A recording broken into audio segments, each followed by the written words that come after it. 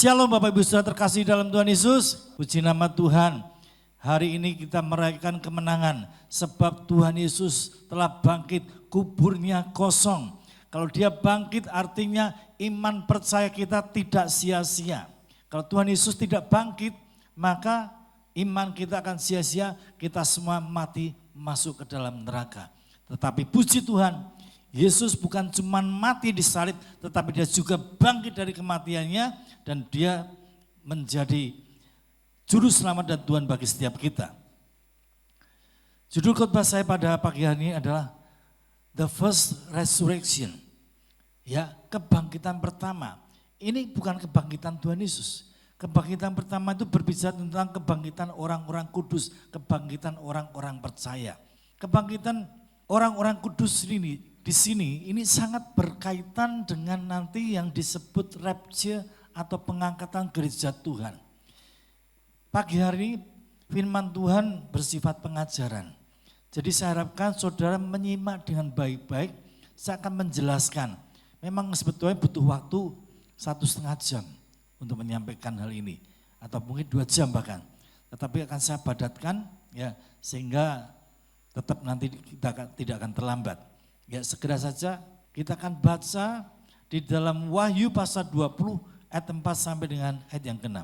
Firman Tuhan berkata, lalu aku melihat tahta-tahta dan orang-orang yang duduk di atasnya. Kepada mereka diserahkan kuasa untuk menghakimi. Aku juga melihat jiwa-jiwa mereka yang telah dipenggal kepalanya karena kesaksian tentang Yesus dan karena firman Allah. Yang tidak menyembah binatang itu dan patungnya dan yang tidak juga menerima tandanya pada dahi dan tangan mereka. Dan mereka hidup kembali dan memerintah sebagai raja bersama-sama dengan Kristus untuk masa 1000 tahun. Tetapi orang-orang mati yang lain tidak bangkit sebelum berakhir masa 1000 tahun itu. Inilah kebangkitan pertama. Berbahagialah dan kuduslah ia yang mendapat bagian dalam kebangkitan pertama itu. Kematian yang kedua tidak berkuasa lagi atas mereka, tetapi mereka akan menjadi imam-imam Allah dan Kristus, dan mereka akan memerintah sebagai raja bersama-sama dengan Dia 1000 tahun lamanya. Amin. Demikian firman Tuhan. Nah Bapak Ibu Saudara terkasih dalam Tuhan Yesus Kristus, bicara tentang rapture atau pengangkatan gereja Tuhan, itu ada 2 teori, 2 doktrin yang berkembang. Yang pertama adalah rapture, pengangkatan pre-tribulasi. Tribulasi itu adalah masa antikris berkuasa. Tribulation dalam bahasa Inggrisnya. Kalau dalam kitab bahasa Indonesia saudara tidak pernah menemukan kata tribulasi. Tetapi dalam bahasa Inggris saudara akan menemukan kata tribulation. Itu arti the great tribulation, kesusahan besar. Itu adalah masa di mana antikris berkuasa selama 7 tahun. Nah selama ini ada 2 pengajaran ya tentang pengangkatan gereja Tuhan. Pre-tribulation, pengangkatan sebelum masa antikris berkuasa, atau post-tribulation, ya pengangkatan setelah akhir daripada antikris berkuasa, itu post-tribulation. Kalau kita, gereja kita di tempat ini dan kebanyakan gereja-gereja karismatik yang ada, mereka mempercayai bahwa pengangkatan gereja Tuhan ya adalah pre-tribulation, berarti sebelum antikris berkuasa. Nah kita akan belajar untuk membedah firman Tuhan, menyimak dengan baik. Orang yang percaya, orang hamba-hamba Tuhan yang percaya bahwa pengangkatan itu post tribulation, setelah antikris berkuasa, itu nanti akan kedodoran karena tumpang tindih. Kita lihat, nah saudara perhatikan di dalam ayat yang ke-5 ya dikatakan, tetapi orang-orang mati yang lain tidak bangkit sebelum berakhir masa yang 1000 tahun. Ini kerajaan 1000 tahun bicaranya. Inilah kebangkitan pertama. 6. Berbahagialah dan kuduslah ia yang mendapat bagian dalam kebangkitan pertama. Nah, di sini disebutkan tentang kebangkitan pertama. Kapan terjadi kebangkitan pertama? Setelah antikris dikalahkan. Itu kebangkitan pertama. Setelah antikris dikalahkan. Nah, orang-orang yang percaya bahwa rapture itu terjadi post tribulation setelah antikris berkuasa, kalau melihat ayat ini, karena dalam 1 Tesalonika pasal 4 nanti juga kita akan membukanya, bahwa kita yang hidup sekali-sekali tidak akan mendahului mereka yang bangkit. Jadi prosesnya gini, ya rapture itu yang mati itu dibangkitkan dulu, lalu yang masih hidup akan terangkat ke surga. Nah, di sini disebut inilah kebangkitan pertama dalam Wahyu pasal 20 ayat 4 sampai 6.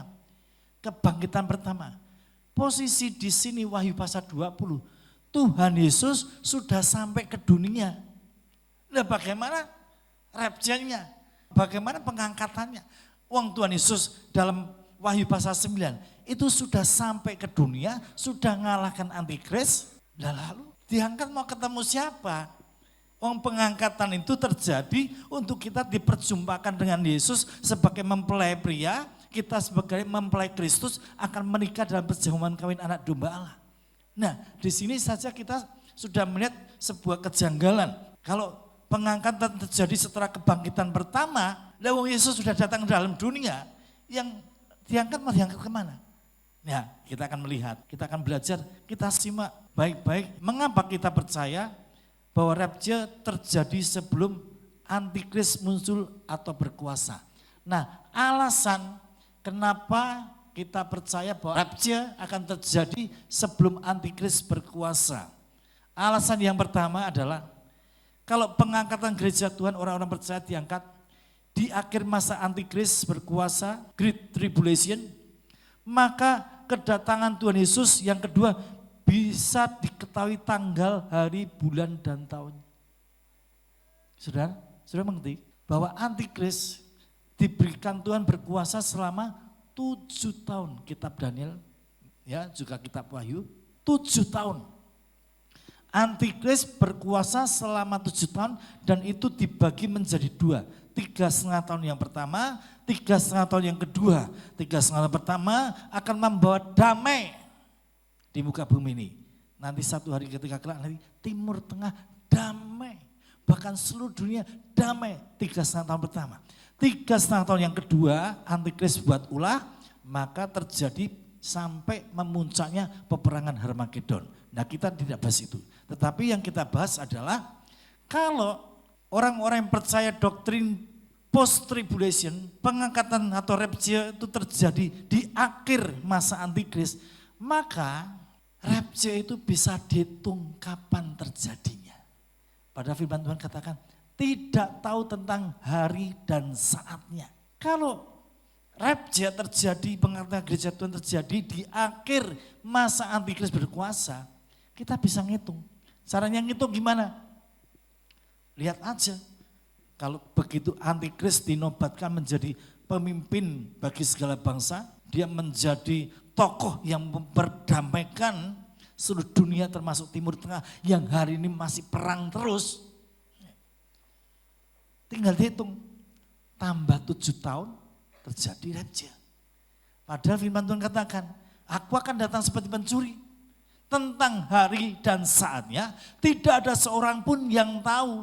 Pengangkatan gereja Tuhan, rapture, terjadinya setelah akhir masa antikris berkuasa, itu berarti kita lihat antikris kapan muncul, katakan muncul tahun 2030, 7 tahun lagi 2037, rapture terjadi, itu bisa dihitung. Justru firman Tuhan katakan tentang hari dan saatnya tidak ada seorang pun yang tahu, anak pun tidak tahu. Kenapa? Justru rapture itu terjadi sebelum antikris muncul. Sehingga kapan tidak tahu persisnya. Tetapi kurun waktunya kita tahu.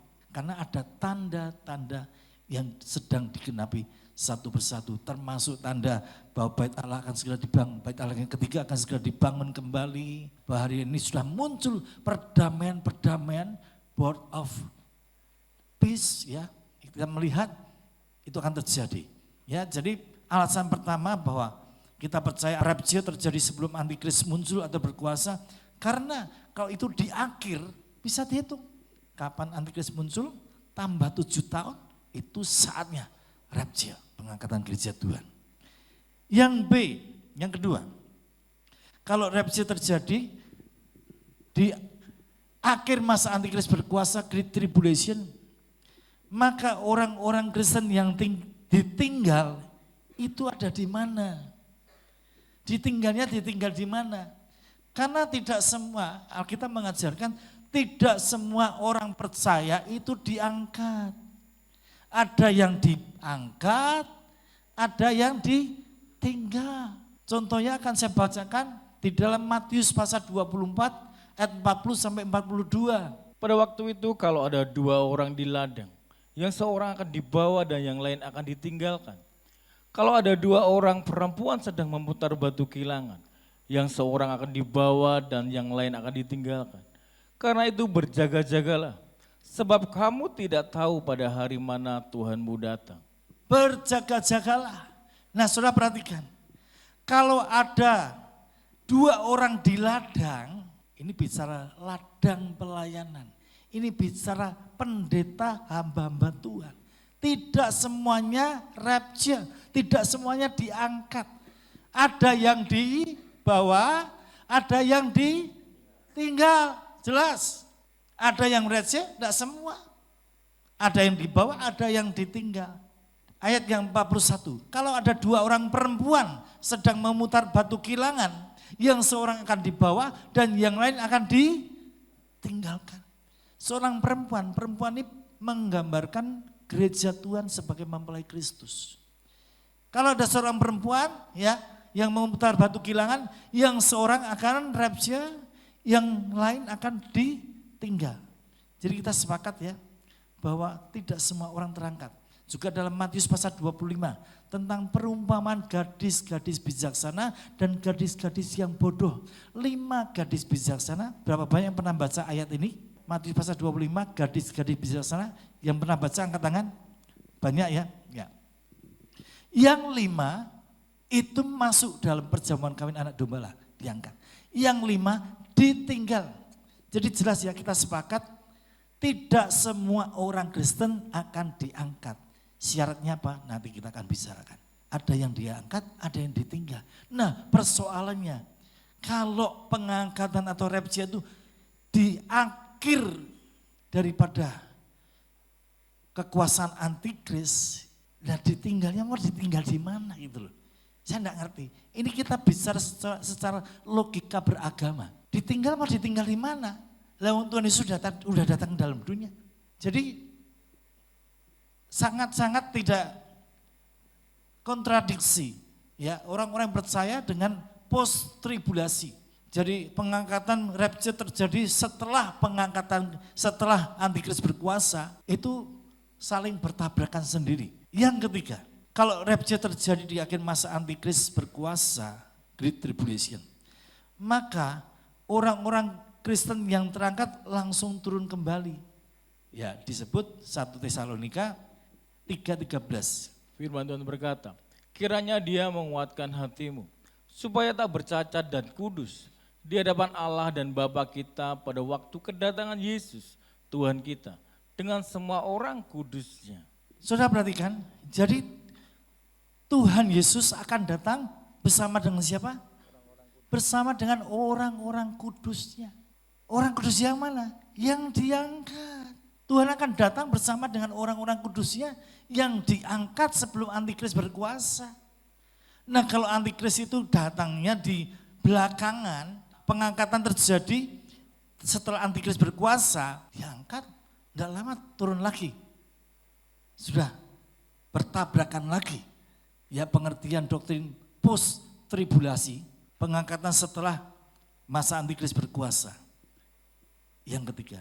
Yang keempat, antikris tidak akan bisa muncul selama masih ada orang-orang Kristen yang hidup dalam kekudusan dan penuh Roh Kudus. Kita baca ayatnya 2 Tesalonika pasal 2 ayat 7 sampai 8. Firman Tuhan berkata, karena secara rahasia kedurhakaan telah mulai bekerja, tetapi sekarang masih ada yang menahan. Kalau yang menahannya itu telah disingkirkan, pada waktu itulah si pendurhaka baru akan menyatakan dirinya. Tetapi Tuhan Yesus akan membunuhnya dengan nafas mulutnya dan akan memusnahkannya. Kalau ia datang kembali, kedatangan si pendurhaka itu adalah pekerjaan iblis dan akan disertai rupa-rupa perbuatan ajaib, tanda-tanda dan mujizat-mujizat palsu. Jadi Antikris ini memiliki banyak simbol nama di dalam Alkitab. Matius 24 dikatakan si pembunuh keji. Dalam 2 Tesalonika disebut si pendurhaka. Daniel menyebutkan raja, ya seorang raja. Ya dalam kitab Wahyu dikatakan binatang dengan 10 tanduk. Jadi ini banyak hal ini mengacu kepada antikris. Nah, saudara perhatikan baik-baik, karena secara rahasia kedurhakaan antikris telah mulai bekerja, tetapi sekarang masih ada yang menahan. Kalau yang menahan itu telah disingkirkan, pada waktu itulah si pendurhaka atau antikris baru akan menyatakan dirinya. Jadi ayat ini mengatakan bahwa antikris belum bisa muncul karena ada yang menahan. Nah, yang menahan ini dalam tanda kutip Alkitab tidak menjelaskan secara rinci. Tapi ada beberapa teori yang mengatakan, oh itu adalah Presiden Amerika ya, yang menahan. Tentu saja bukan. Oh itu tokoh politik. Oh itu adalah situasi. Oh itu bicara tentang negara-negara yang menahan. Tetapi ada satu tafsiran yang paling tepat. Yang menahan bukan tokoh politik, bukan presiden, bukan kepala negara. Tetapi yang menahan adalah anak-anak Tuhan, gereja Tuhan, orang-orang percaya yang hidup dalam kekudusan, yang penuh dengan Roh Kudus. Sekali lagi saya katakan, orang Kristen yang hidup dalam kekudusan, yang penuh dengan Roh Kudus, yang berdoa. Hari-hari kita bisa melihat ada banyak orang-orang percaya penuh dengan Roh Kudus berdoa. Di dalam nama Yesus kami patahkan segala kuasa-kuasa gelap, kami hancurkan setan-setan dalam nama Yesus. Kami hancurkan roh-roh jahat, kuasa gelap di dalam nama Yesus, kamu hancur. Doa ini diucapkan setiap detik, setiap menit di seluruh penjuru bumi. Selalu ada orang-orang yang penuh dengan Roh Kudus mematahkan segala kuasa-kuasa gelap di dalam nama Tuhan Yesus. Baik itu mungkin di Indonesia, Jakarta, Bandung, Surabaya, mungkin itu di Malaysia, itu di China, itu di Korea, itu di Australia, itu di London, Jerman, Prancis, bahkan di Afrika, di Australia. Selalu setiap detik ada orang-orang Kristen yang berdoa, aku hancurkan kuasa-kuasa setan di dalam nama Tuhan Yesus. Ini yang paling bisa diterima. Kenapa? Karena firman Tuhan katakan bahwa kedatangan si pendurhaka itu, ayat yang ke-8 ya, adalah pekerjaan iblis.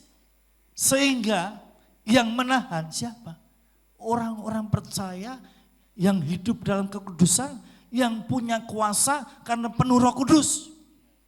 Selalu mematahkan segala kuasa-kuasa gelap di dalam nama Tuhan Yesus Kristus. Jangankan seluruh dunia ini ada berapa puluh juta orang Kristen yang berdoa. Mungkin berapa ratus juta orang Kristen berdoa setiap kali dalam nama itu, setiap detik pasti ada.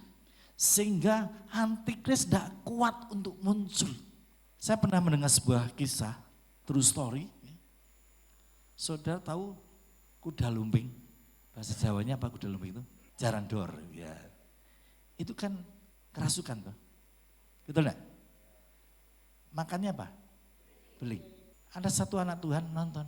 Ketika dia melihat tanpa sengaja, Jesus, dia ngomong, itu langsung berdarah loh. Rohnya langsung minggat. Jadi belingnya itu yang makan ya orangnya sendiri. Kalau tadi yang makan adalah kuasa gelapnya. Begitu Jesus, setannya keluar, berdarah semua. Saudara, ini baru satu orang Kristen. Hanya ngomong Jesus punya kuasa. Apalagi seluruh dunia ada berapa ratus juta orang Kristen yang berdoa. Kami patahkan segala kuasa-kuasa gelap di dalam nama Tuhan Yesus Kristus. Kami dalam setiap doa pelepasan selalu melihat kuasa iblis tidak akan pernah bisa menang dengan kuasa di dalam nama Tuhan Yesus. Mereka takut dan mereka kepanasan mendengar nama Yesus, merasakan hadirat Tuhan, mereka kepanasan, mereka takut. Satu hari yang kami doakan pelepasan, dia duduk mungkin jarak 1 meter dengan saya. Tiba-tiba setelah kami tengking-tengking, kami patahkan dalam nama Yesus, kami bakar dengan Roh Kudus. Dia tanya, Honggo, tahu nama saya nih. Saya dikirim, dalam tanda kutip ya namanya, aku dikirim sama Heru. Kok kamu mau? Saya dipaksa. Sekarang kamu kepanasan toh? Iya. Kesakitan tuh kamu? Iya. Sambil lemes gitu. Kamu lihat ada malaikat Tuhan di sini? Lihat. Tunjuk malaikat di mana? Muter gini. Banyak. Kamu lihat Tuhan Yesus enggak ada di sini? Lihat. Di mana tunjuk? Di situ. Kamu ada berapa? Saya tanya. Ada 4. Di mana? Sini. Dia tunjuk beberapa bagian tubuhnya. Setelah ini kamu saya usir, 4-4-nya dibawa pergi ya. Ya. Dalam nama Yesus segala kuasa-kuasa gelap. Keluar, tinggalkan orang ini. Keluar. Orang jatuh. 1-2 orang Kristen aja yang penuh dengan Roh Kudus menghalangi kuasa gelap untuk muncul. Apalagi ratusan juta orang Kristen. Itulah yang menahan untuk antikris tidak bisa muncul. Kalau yang menahan itu disingkirkan, pada waktu itulah si pendurhaka atau antikris baru akan menyatakan dirinya. Disingkirkan dengan cara apa? Rapture. Jadi nanti orang-orang Kristen yang hidup dalam kekudusan, hidup dalam kebenaran firman Tuhan, hidup penuh dengan Roh Kudus, itu yang akan diangkat. Yang masih suka hidup dalam dosa, terpaksa ditinggal. Atau mungkin hidupnya benar, tidak penuh dengan Roh Kudus, akan tertinggal. Hari ini kita diberi Roh Kudus untuk mempertahankan iman kekristenan kita. Tapi nanti di masa antikris berkuasa, Roh Kudus sudah terangkat dalam diri orang-orang percaya, mereka harus mempertahankan iman dengan kekuatannya sendiri. Kalau penghalang itu disingkirkan, yaitu orang-orang percaya penuh dengan Roh Kudus, hidup dalam kekudusan, rapture, maka yang tinggal adalah orang-orang Kristen yang masih suka hidup berbuat dosa, yang masih suka seenaknya sendiri, yang masih diikat oleh dosa, tidak penuh dengan Roh Kudus, antikris akan muncul. Jadi di sini kita bisa melihat kenapa kita percaya bahwa rapture terjadi sebelum antikris berkuasa. Jadi jelas bahwa rapture terjadi sebelum antikris muncul. Orang-orang percaya mempelai Kristus yang terangkat akan masuk dalam perjamuan kawin anak domba Allah selama 7 tahun. Di bumi antikris berkuasa selama 7 tahun dan akan menganiaya orang-orang percaya yang tertinggal. Nah, sekarang namun bagaimana mungkin rapture diikuti kebangkitan orang-orang percaya terjadi sebelum antikris muncul? Karena dalam Wahyu pasal 20 ayat yang 5 ke 6 disebutkan kebangkitan pertama terjadi setelah antikris dibunuh. Jadi kita lihat Wahyu pasal 20 tadi dikatakan bahwa itulah kebangkitan pertama. Sedangkan rapture itu tidak bisa mendahului orang yang dibangkitkan. Para penganut teologi doktrin post-tribulation, pengangkatan setelah masa tribulasi, memakai kebangkitan pertama itu menjadi sebuah tanda bahwa pengangkatan rapture tidak akan terjadi sebelum kebangkitan pertama. Tetapi kenapa kita percaya bahwa rapture terjadi sebelum antikris muncul? Karena, nah ini letaknya di sini. Karena kebangkitan pertama itu tidak terjadi cuma sekali. Kebangkitan pertama tidak cuma terjadi 1 kali. Kebangkitan pertama terjadi 3 kali. Mana ayatnya? Kita akan lihat ayatnya. Kebangkitan pertama yang ke-1. Kapan terjadi? Itu dalam Matius pasal 27 ayat 51 sampai 53. Firman Tuhan berkata, dan lihatlah tabir bait suci terbelah 2 dari atas sampai ke bawah. Dan terjadilah gempa bumi dan bukit-bukit batu terbelah. Dan kubur-kuburan terbuka dan banyak orang kudus yang telah meninggal bangkit. Dan sesudah kebangkitan Yesus, mereka pun keluar dari kubur lalu masuk ke kota kudus dan menampakkan diri kepada banyak orang. Jadi dalam Matius pasal 27 ayat 53 khususnya terjadi kebangkitan orang-orang kudus. Kapan? Setelah Yesus bangkit dari kematian, mereka pun keluar dari kubur. Ini adalah kebangkitan pertama yang ke-1. Ini kebangkitan orang-orang kudus dalam kitab Perjanjian Lama. Kebangkitan pertama yang ke-1 terjadi segera setelah Tuhan Yesus bangkit, maka orang-orang kudus pun bangkit. Itu adalah orang-orang kudus dalam kitab Perjanjian Lama bangkit.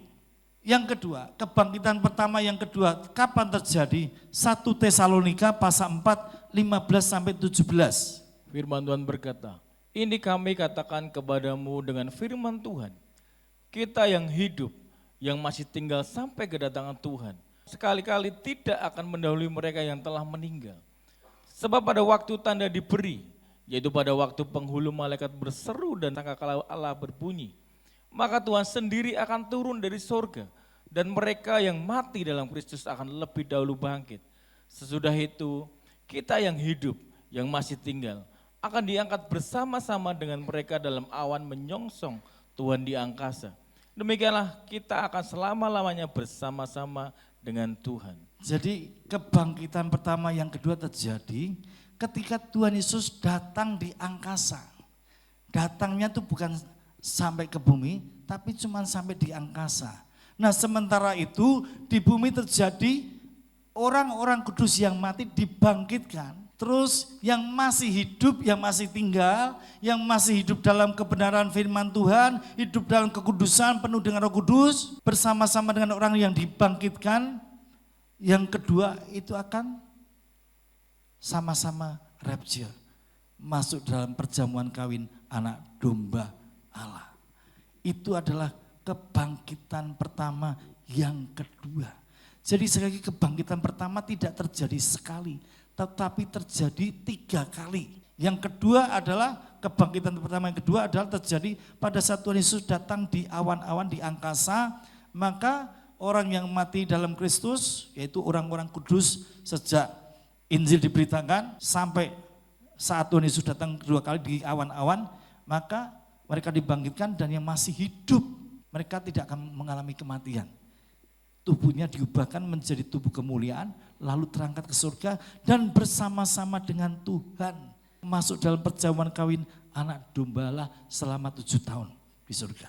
Itu adalah kebangkitan pertama yang kedua. Kebangkitan pertama yang ketiga, Wahyu 20 ayat 4 sampai ayat yang ke-6. Firman Tuhan berkata, lalu aku melihat tahta-tahta dan orang-orang yang duduk di atasnya. Kepada mereka diserahkan kuasa untuk menghakimi. Aku juga melihat jiwa-jiwa mereka yang telah dipenggal kepalanya karena kesaksian tentang Yesus dan karena firman Allah, yang tidak menyembah binatang itu dan patungnya, dan yang tidak juga menerima tandanya pada dahi dan tangan mereka. Dan mereka hidup kembali dan memerintah sebagai raja bersama-sama dengan Kristus untuk masa 1000 tahun. Tetapi orang-orang mati yang lain tidak bangkit sebelum berakhir masa yang 1000 tahun itu. Inilah kebangkitan pertama. Berbahagia dan kuduslah ia yang mendapat bagian dalam kebangkitan pertama itu. Kematian yang kedua tidak berkuasa lagi atas mereka, tetapi mereka akan menjadi imam-imam Allah dan Kristus. Dan mereka akan memerintah sebagai raja bersama-sama dengan dia 1000 tahun lamanya. Yang ketiga ini adalah kebangkitan pertama yang ketiga. Kapan itu terjadi? Nah saudara lihat, setelah antikris dikalahkan, dikatakan firman Tuhan, aku juga melihat jiwa-jiwa mereka yang telah dipenggal kepalanya karena kesaksian tentang Yesus dan karena firman Allah, yang tidak menyembah binatang itu mengacu kepada antikris dan patungnya, dan yang tidak menerima tanda 666 pada dahi dan tangan mereka, dan mereka hidup kembali dan memerintah sebagai raja. Nah ini kebangkitan pertama. Jadi kebangkitan pertama yang ketiga ini sangat spesifik. Ini adalah kebangkitan orang-orang kudus yang hidup pada masa antikris berkuasa selama 7 tahun. Karena jelas dikatakan mereka yang mati karena kesaksian tentang nama Yesus, karena firman Allah. Karena mereka yang mati karena tidak menyembah antikris. Mereka yang mati tidak mau menyembah patung. Mereka yang mati karena tidak mau menerima tanda 66 atau yang lebih tepat lagi penafsiran ada microchip, menerima tanda pada dahi dan tangan mereka. Jadi kebangkitan pertama yang ketiga itu terjadi secara spesifik adalah kebangkitan orang-orang kudus yang dianiaya selama dia hidup di dalam pemerintahan antikris selama 7 tahun. Jelas karena dikatakan mereka yang tidak menerima tanda di dahi dan di tangan kanannya, tanda binatang, mereka yang tidak menyembah antikris tersebut secara spesifik, mereka itu akan mengalami kebangkitan pertama yang ketiga. Kebangkitan pertama yang ketiga terjadi setelah antikris dikalahkan. Jadi itu terjadi setelah antikris dikalahkan dan mereka baru bangkit. Wahyu 19 ayat 20. Firman Tuhan berkata, maka tertangkaplah binatang itu dan bersama-sama dengan dia nabi palsu. Ia telah mengadakan tanda-tanda di depan matanya. Dan dengan demikian ia menyesatkan mereka yang telah menerima tanda dari binatang itu dan yang telah menyembah patungnya. Keduanya dilemparkan hidup-hidup ke dalam lautan api yang menyala-nyala oleh belerang. Jadi di sini kita bisa melihat bahwa kebangkitan pertama yang ketiga terjadi setelah antikris dikalahkan. Dikalahkan, dilempar hidup-hidup ke dalam lautan api yang menyala-nyala oleh belerang. Ya, binatang itu bersama dengan nabi palsu. Binatang itu antikris, nabi palsu itu nabi yang menyertai antikris yang akan mengadakan tanda-tanda ajaib, mengadakan mujizat, bahkan menurunkan api dari langit. Ya, itu akan dilakukan oleh nabi-nabi palsu untuk menyesatkan orang-orang yang tinggal di bumi ini. Jadi kapan kebangkitan pertama ketika terjadi? Setelah antikris dikalahkan. Nah, pada saat itu Tuhan Yesus sudah datang ke dalam dunia. Kembali lagi, kalau post tribulasi pengangkatan terjadi setelah antikris, mau diangkat kemana lah? Tuhan Yesus sudah datang ke dalam dunia. Pada waktu kebangkitan pertama ini Wahyu pasal 9 ayat 20, antikris sudah dikalahkan, Tuhan Yesus sudah datang ke dalam dunia. Baru Wahyu pasal 20 terjadi kebangkitan. Nah, itu berurutan. Nah, sekarang kita akan melihat ayat-ayat yang mendukung rapture terjadi sebelum antikris berkuasa. Kita akan buka pertama Wahyu pasal 19 ayat 7 sampai dengan ayat yang ke-8. Saudara, di sini kalau dalam Alkitab buku atau mungkin yang Android juga ada judul perikop.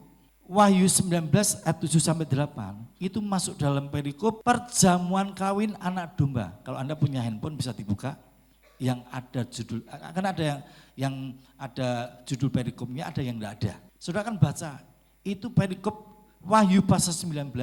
Jadi gini ceritanya, yang terjadi itu Wahyu pasal 19 dulu, baru terjadi Wahyu pasal 20. Setuju? Amin. 19 dulu baru 20. Wahyu pasal 19 ayat ke-6 sampai dengan ayat yang ke-10 itu berbicara tentang perjamuan kawin anak domba.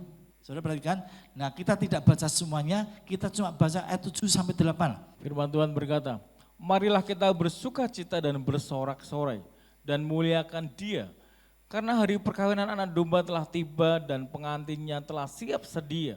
Dan kepadanya dikaruniakan supaya memakai kain lenan halus yang berkilau-kilauan dan yang putih bersih. Lenan halus itu adalah perbuatan-perbuatan yang benar dari orang-orang kudus. Jadi ini perjamuan kawin anak domba Allah. Yang kita orang-orang percaya yang sudah siap menikah akan mengalami rapture sebelum antikris muncul ini. Akan masuk dalam perjamuan kawin anak domba Allah. Nah, saudara perhatikan, dan padanya dikaruniakan supaya memakai kain lenan halus yang berkilau-kilauan dan yang putih bersih. Lenan halus itu adalah perbuatan-perbuatan yang benar dari orang-orang kudus. Jadi ini terjadi rapture sebelum antikris muncul, rapture. Orang-orang Kristen yang hidup dalam kebenaran firman Tuhan. Yang masih suka tinggal dalam dosa, tertinggal. Saya ulangi sekali lagi, yang masih hidup dalam dosa pasti tertinggal dan harus menghadapi masa aniaya antikris selama 7 tahun. Karena yang terangkat adalah yang pakai kain lenan halus adalah perbuatan-perbuatan yang benar dari orang-orang kudus. Ini diangkat. Nah sekarang kembali kalau orang yang percaya dengan post tribulation, Pengangkatan terjadi setelah antikris berkuasa, akhir ya, akhir dari antikris berkuasa. Nah terus yang menikah sama anak domba Allah ini siapa? Karena kan Wahyu pasal 20, kebangkitan pertama terjadi Wahyu pasal 20. Kalau post tribulation berarti pengangkatan terjadi setelah kebangkitan pertama. Nah ini pasal 19 sudah ada perjamuan kawin anak domba Allah. Yang menikah siapa? Kristus sebagai mempelai pria, kita sebagai mempelai wanita akan terangkat ke surga dan masuk dalam perjamuan kawin anak domba Allah. Mereka yang siap menikah adalah orang-orang yang hidup benar, hidup dalam kekudusan. Orang Kristen masih hidup dalam dosa, masih seenaknya sendiri. Ke gereja, ya kalau mau ke gereja. Kalau enggak mau, ya nantilah, malas ke gereja. Yang khotbah siapa tuh nih yang khotbah? Aduh, ngantuk deh. Enggak datang aja. Mau gereja, aduh gerimis, hujan. Udahlah, minggu depan masih ada gereja, masih ada kebaktian. Kalau orang Kristen macam gini, maaf. Jangan-jangan nanti tertinggal. Karena yang terangkat, perbuatan yang benar dari orang-orang kudus. Jelas. Ini juga terafiliasi tadi ya, dengan gadis bijaksana, dengan gadis bodoh. Matius pasal 25 ayat 1 sampai 13. Yang bodoh tertinggal, yang bijaksana masuk dalam pernikahan anak domba Allah. Sekarang perikop yang kedua adalah firman Allah. Ini saatnya Tuhan Yesus datang untuk kedua kali, datang untuk sampai ke bumi, nanti akan berperang. Nah, kita lihat judul perikopnya adalah firman Allah. Kita baca pasal 19 ayat 11 sampai 14. Firman Tuhan berkata, lalu aku melihat surga terbuka, sesungguhnya ada seekor kuda putih, dan ia yang menungganginya bernama, yang setia dan yang benar. Ia menghakimi dan berperang dengan adil, dan matanya bagaikan nyala api, dan di atas kepala terdapat banyak mahkota, dan padanya ada tertulis suatu nama yang tidak diketahui seorang pun, kecuali ia sendiri. Dan ia memakai jubah yang telah dicelup dalam darah, dan namanya ialah Firman Allah. Dan semua pasukan yang di surga mengikuti dia. Mereka menunggang kuda putih dan memakai lenan halus yang putih bersih. Yang saudara perhatikan, ya di situ dikatakan melihat sesungguhnya ada seekor kuda putih dan ia yang menungganginya bernama yang setia dan yang benar. Siapa dia? Siapa dia? Tuhan Yesus. Tidak usah ragu-ragu, dia Tuhan Yesus. Ia menghakimi dan berperang dengan adil. Dan matanya bagaikan nyala api, dan di atas kepalanya terdapat banyak mahkota, dan padanya ada tertulis suatu nama yang tidak diketahui seorang pun kecuali ia sendiri. Dan ia memakai jubah yang telah dicelup dalam darah, ya Yesus sekali lagi, dan namanya ialah Firman Allah. Yohanes 1 ayat 1. Firman Allah, manusia yang sudah menjadi Allah, yang sudah menjadi manusia, itu adalah Firman Allah. Dan semua pasukannya di surga mengikuti dia. Siapa pasukan di surga? Di sini dijelaskan lebih terinci. Mereka menunggang kuda putih dan memakai lenan halus yang putih bersih. Sekali lagi, orang yang memakai lenan halus yang putih bersih adalah orang-orang Kristen yang hidup dalam kekudusan, hidup dalam kebenaran firman Tuhan. Ini bukan malaikat.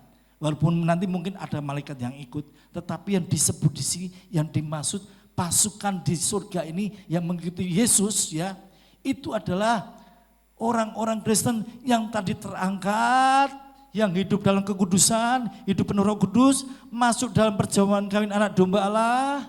Lalu ketika Yesus naik kuda putih untuk turun ke dalam dunia, maka semua orang-orang Kristen yang masuk dalam perjamuan kawin anak domba Allah, yang ikut rapture, bersama-sama disebut pasukannya Tuhan. Mengikuti dia.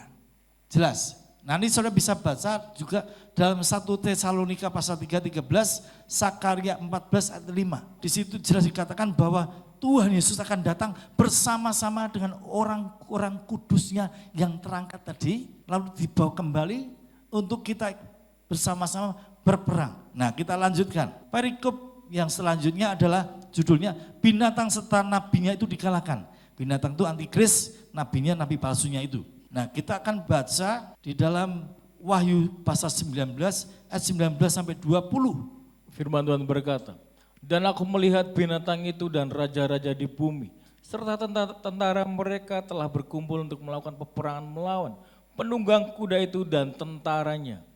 Maka tertangkaplah binatang itu dan bersama-sama dengan dia nabi palsu, yang telah mengadakan tanda-tanda di depan matanya. Dan dengan demikian ia menyesatkan mereka yang telah menerima tanda dari binatang itu dan yang telah menyembah patungnya.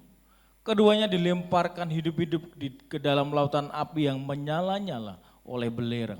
Jadi perikop yang ini Wahyu pasal 19 ya, Wahyu pasal 20 terjadi berikutnya. Tuhan Yesus datang naik kuda putih, diikuti semua pasukan-pasukannya untuk apa? Untuk berperang melawan antikris dan nabinya beserta dengan ante-antenya, dengan pasukan-pasukannya. Nah, perlu diingat, kita yang sudah terangkat, yang sudah dibangkitkan, akan mendapatkan tubuh kebangkitan, tubuh kemuliaan yang tidak bisa mati. Jadi nanti kita juga ikut berperang melawan tentara antikris. Tuhan Yesus membunuh antikris, ya, mengalahkan antikris dan nabi palsunya.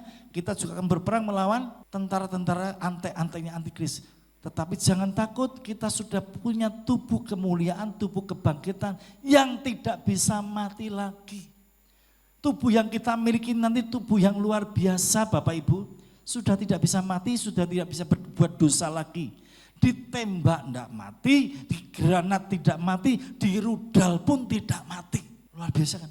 Tubuh kemuliaan yang akan kita miliki nanti. Katakanlah nanti antikris punya pasukan robot sama manusia kalah. Tetapi dengan orang yang punya tubuh kemuliaan, robot itu akan kita hancurkan.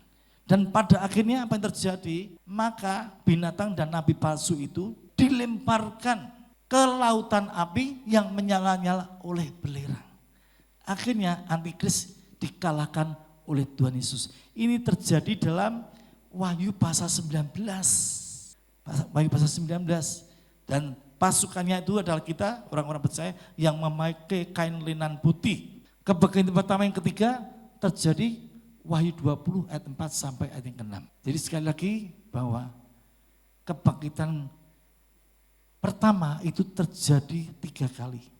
Yang pertama ketika Tuhan Yesus bangkit, orang-orang kudus dalam kitab perjanjian lama juga ikut bangkit. Lalu yang kedua dalam 1 Tesalonika pasal 4 ya, akan bangkit kebangkitan pertama yang kedua, yaitu orang-orang percaya, orang-orang Kristen yang hidup sejak Injil diberitakan percaya, mati, dibangkitkan, yang hidup akan terangkat ke surga. Dan yang ketiga terjadi di akhir dari setelah antikris mati, dibunuh, dilemparkan ke lautan api yang menyala-nyala, baru terjadi Wahyu pasal 20, kebangkitan orang-orang Kristen, masa aniaya, masa tribulasi. Yang terakhir sekali kita melihat sebuah gambar. Nah, saya perhatikan kebangkitan Tuhan Yesus pertama kali terjadi pada tahun 33 Masehi. Nah, lalu diikuti kebangkitan pertama yang ke-1. Orang-orang percaya dalam kitab perjanjian lama. Nah, ini tahun 2000. Kurang lebih dari kebangkitan Tuhan Yesus 2000 tahun ya akan terjadi rapture. Tetapi karena ada kesalahan perhitungan di kalender Julian maupun Gregorian ya sehingga kembali bahwa firman Tuhan dikatakan tidak ada seorang pun yang tahu tentang hari dan saatnya. Tetapi waktunya sudah dekat. Ada kesalahan tetapi tidak jauh-jauh banget. Kapan persisnya kita tidak tahu. Tetapi yang jelas sudah dekat. Nah ini Tuhan Yesus datang di angkasa. Belum sampai ke bumi. Untuk menjemput orang-orang percaya yang hidup dalam kekudusan dan hidup penuh dengan Roh Kudus diangkat. Sementara sebelum terangkat ada kebangkitan pertama yang kedua. Kebangkitan yang kedua, pertama yang kedua dibangkitkan, lalu yang masih hidup pada saat Tuhan Yesus datang di awan di angkasa akan terangkat, rapture. Nah, antikris berkuasa selama 7 tahun, selama di waktu orang-orang percaya yang terangkat masuk dalam perjamuan kawin anak domba Allah, yaitu orang-orang kudus yang rapture dan dibangkitkan 1 dan 2. Lalu antikris berkuasa selama 7 tahun. 3,5 tahun pertama, 3,5 tahun kedua. Orang-orang Kristen yang tertinggal dianiaya. Matius 24 ayat 40 sampai 41. Lalu Di akhir pemerintahan antikris, Tuhan Yesus datang bersama dengan pasukannya orang-orang kudus. Ya, Wahyu 19 ayat 11 sampai 16, antikris dikalahkan oleh Tuhan Yesus dan tentaranya. Wahyu 19 ayat 17 21. Dan orang Kristen yang mati setelah kematian antikris, orang Kristen yang mati dianiaya antikris dibangkitkan dalam Wahyu 20 ayat 4 sampai ayat yang ke-6. Ini kebangkitan pertama yang ketiga. Saya undang para pemain musik worship leaders singers kembali ke atas mimbar. Closing statement saya adalah jelas bahwa rapture akan terjadi sebelum antikris berkuasa. Ada yang terangkat, ada yang tertinggal. Yang ikut rapture hanya orang-orang Kristen yang hidup dalam kekudusan dan yang penuh Roh Kudus. Oleh sebab itu mari kita siapkan hidup kita sesuai dengan kehendak Tuhan sehingga kita siap terangkat saat Tuhan Yesus datang untuk menjemput kita. Amin. Tuhan Yesus memberkati.